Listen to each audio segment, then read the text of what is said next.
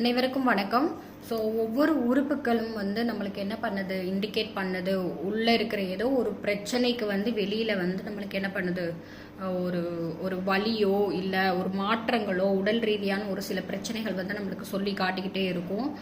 இப்போ வந்து பார்த்தீங்கன்னா கண்களில் பிரச்சனை இருக்குது அப்படின்னு நம்ம என்ன பண்ணுவோம், கண்களுக்கு வந்து ட்ரீட்மெண்ட் பண்ணிட்டு இருப்போம்.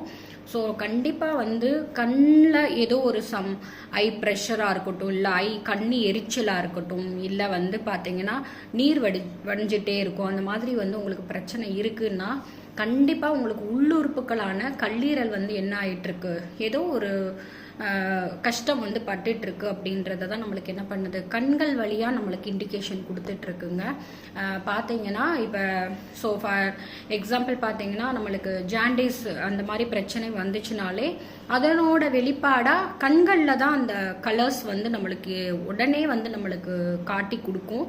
அடுத்துதான் நம்மளுக்கு அந்த உடம்பு முகமாக இருக்கட்டும் மற்ற இடங்கள்லாம் மஞ்சள் நிறங்களாக மாறும். ஆனால் ஃபஸ்ட்டு வந்து நம்மளுக்கு இண்டிகேஷன் கொடுக்கறது பார்த்தீங்கன்னா கண்களில் தான் கொடுக்கும்.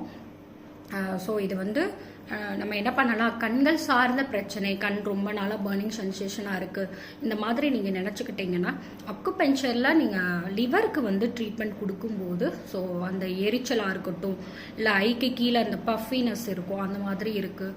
இல்லை மேம் எனக்கு ஆல்வேஸ் வந்து வெயிலில் போனால் கண் வந்து நீர் வடிஞ்சிக்கிட்டே இருக்குது, அந்த மாதிரி பிரச்சனைகள் வந்து படிப்படியாக நம்ம என்ன பண்ணலாம், குறையிறத பார்க்கலாம். தேங்க்யூ.